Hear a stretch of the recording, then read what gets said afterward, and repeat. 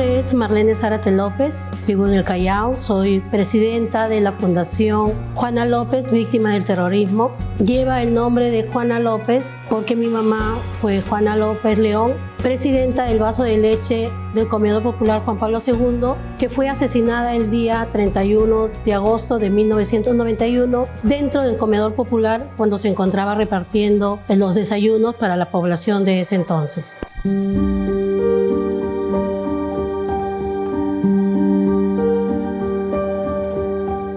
Juana López León era mi mamá, ella era una luchadora social, trabajaba en el Centro de Salud Juan Pablo II como auxiliar de enfermería, pero muy aparte ella era dirigente de acá de la zona. Esta zona, Juan Pablo II recién se estaba organizando, entonces ella entró primero a la directiva central y luego ya se hizo cargo del comedor, del vaso de leche, de los programas sociales que salieron en ese momento, porque recién estaban saliendo los programas sociales. Era el año 90 más o menos, cuando hubo un cambio de gobierno y bueno, la gente comenzó a hacer colas para los desayunos, para los alimentos. Entonces ella se organizó con las señoras de acá y daban los desayunos y almuerzos gratis para toda la población de los 7 asentamientos humanos que hay acá. Entonces ella también gestionó lo que es la construcción del centro de salud, la construcción de un PRONOI, que hoy es un centro de educación inicial, los títulos de propiedad y bueno, es una persona muy activa dentro de la comunidad. Pero luego empezaron a incursionar la gente de Sendero Luminoso, los terroristas, y empezaron a captar a la gente de aquí, inclusive también algunos miembros de la directiva, porque ellos los convencían que los pobres pues tienen que llegar al poder mediante la lucha armada, ¿no?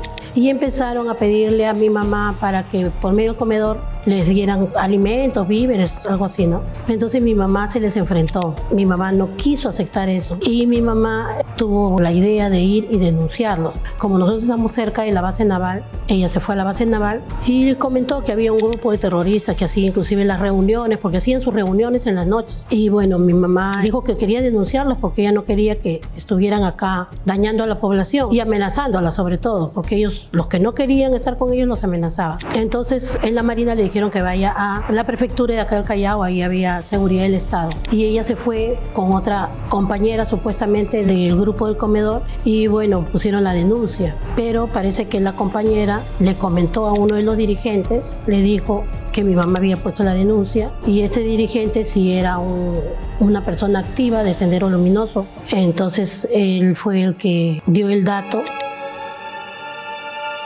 Y el día 31 de agosto, a las 5:30 de la mañana, ya había habido 3 chicos desconocidos en un carro amarillo. Se metieron a la cola y preguntaron quién era la señora Juana López. Y bueno, todos le dijeron que mi mamá era la que estaba sentada con una ropa tal, ¿no? Y entraron los 3 chicos. Mi mamá pensó que eran ladrones. Entonces mi mamá se paró y uno de ellos le tiró un disparo en la cintura. Y ella quiso seguir corriendo y le tiraron un disparo en la pierna. Entonces ella cayó y llegó la chica y le dio el tiro de gracia en la frente, ¿no? Tiraron sus panfletos, todo, y bueno, toda la gente en ese momento asustada y ellos se fueron en el carro amarillo, un Volkswagen amarillo que habían venido, ¿no? La gente la levantó y había una camioneta que era la que traía el pan, ahí la llevaron de emergencia al Hospital Carrión, pero ya ella llegó, el cadáver llegó muerta, ¿no?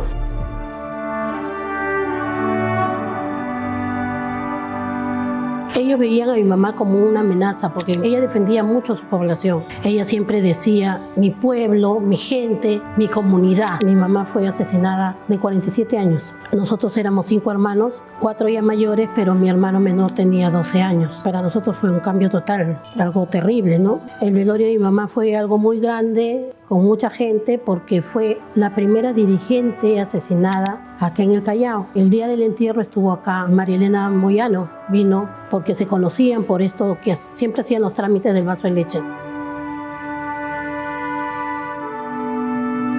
Fue algo terrible para nosotros. La vida de mi familia cambió mucho, mi vida cambió mucho y la vida de la gente también, porque ellos se quedaron sin la persona que era el referente, la persona que les conseguía las ayudas, la persona que tramitaba todo, la persona que los atendía en la posta y todo eso. Entonces, al terminar con ella, este lugar, el comedor, se quedó cerrado 1 año. Nadie tuvo el valor para volver a iniciar todo. La gente tenía mucho temor, amanecieron las casas, las calles con panfletos, con carteles que decían porque así iban a morir todos los que no se unan a la lucha armada, ¿no? Ella conocía a mi mamá por esto del vaso de leche y ella dijo, pues sí, estos desgraciados nos quieren exterminar a todas las personas que no permitimos que entren a nuestro lugar. Y bueno, me contó que en Villa El Salvador era lo mismo, ¿no? Mi mamá fue asesinada en agosto y María Elena Moyano fue asesinada en febrero. Luego de un paro armado que ella se enfrentó a los terroristas, le dispararon a una pollada y dinamitaron su cuerpo. Los terroristas eran tan sanguinarios que trataban de exterminar de la forma más cruel a todo aquel que se les enfrentaba.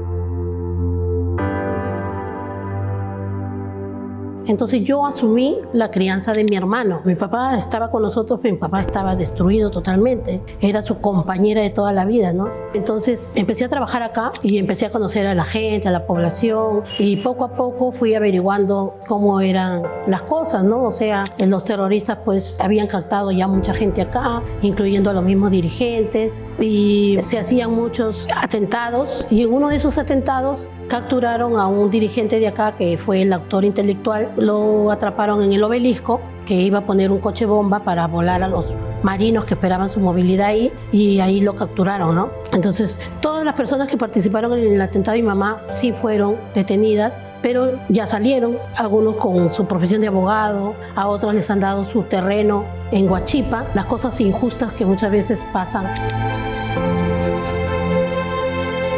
A la Comisión de la Verdad, yo presenté mi documentación cuando me enteré que estaban recibiendo los testimonios. Llevé un documento redactando todo lo que había pasado con mi mamá para que me tomen mi testimonio. Bueno, nunca me llamaron. Sí, en el informe de la Comisión de la Verdad aparecen unas 4 líneas donde mencionan a mi mamá y el atentado, pero nunca tomaron mi testimonio, ¿no? Quizás porque yo iba a ser clara. O sea, a mí me preguntaron, ¿su mamá fue asesinada por Sendero Luminoso? ¿Usted tiene la seguridad? Sí. Entonces, como era Sendero Luminoso y no lo iba a culpar a las Fuerzas Armadas, creo que por eso nunca me tomaron mi testimonio.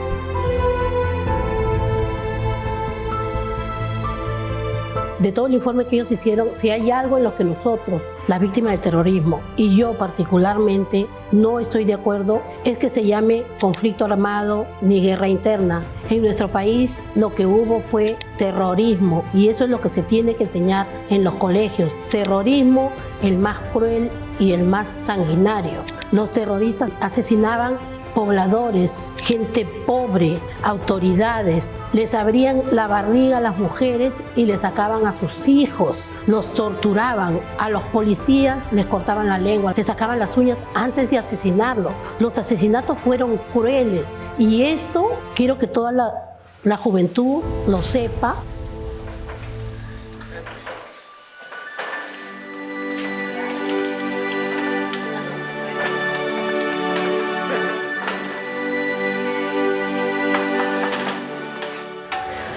Y después de eso, yo empecé acá en la zona a hacer ayuda social, porque la gente me buscaba, porque veía en mí el trabajo que había hecho mi mamá. Aunque a mí me faltaba mucho todavía, hasta ahora, porque mi mamá era muy, muy noble con todo el mundo. Entonces yo comencé a hacer obra social, a conseguir algunas cosas, compartía con la gente de acá, apoyé a la señora del comedor para que el comedor volviera a reabrir. Luego fundé la Fundación Juana López de Víctimas del Terrorismo. ¿Por qué? Porque había muchas personas, muchas víctimas del terrorismo que no estaban en el registro único de víctimas, que nunca habían cobrado ni un sol, que ellos se sentían olvidados totalmente. Yo empecé a viajar a provincia y era terrible ver el abandono de las personas. Entonces hice la fundación con un grupo de chicos y empezamos a hacer actividades, homenajes, buscábamos las víctimas que no eran muy conocidas y eso le daba un valor muy grande para su familia. Las familias se alegraban y sentían que la muerte de su familiar no había sido en vano.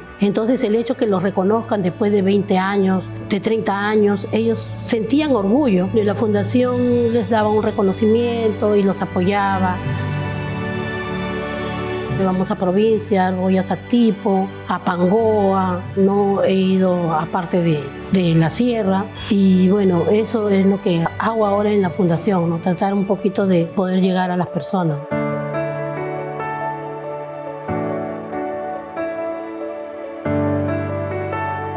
A raíz de todo lo que nosotros hemos vivido en la época del terrorismo, quizás el gobierno y nosotros mismos no hemos hecho bien la tarea. Se dejó de contar lo que había pasado en el Perú una vez que se derrotó, entre comillas, porque el terrorismo no está derrotado. Se dejó de contar. Quizás muchos padres nunca le contaron a sus hijos. En los libros nunca se escribió un pequeño párrafo y en los libros le dicen guerra interna, conflicto armado, no terrorismo. Y eso ha llevado a que muchos jóvenes y niños no sepan lo que hemos vivido en nuestro país. Entonces se ha cometido el error de, con todo lo que hemos pasado con muchos de los gobernantes, lleguen algunas personas y nos cuenten el cuento, pues, de que la izquierda se preocupa por el pueblo. Entonces muchos jóvenes que desconocen han votado equivocadamente, y es por eso que estamos como estamos ahora. Es por eso que un Pedro Castillo llegó al poder. Es por eso que tenemos en el Congreso muchos congresistas que no pueden decir la palabra terrorismo. Y es nuestro trabajo es ir y contarlo en todos los lugares donde nosotros estemos. En cada lugar donde ha habido un atentado debería de haber algo, una plaquita, un obelisco, algo que diga aquí pasó tal cosa, tal atentado, para que así los chicos vean y sepan que esto no fue un cuento o que esto no pasó. Tenemos que aceptar y contar las cosas que hemos vivido, así como yo, que lo he vivido, que he luchado y que sigo luchando y sigo siendo una activista antiterrorista. Muchas de las personas pueden hacerlo, porque creo que es nuestro deber con nuestros hijos, con nuestra patria y con la gente que dio su vida en esas épocas.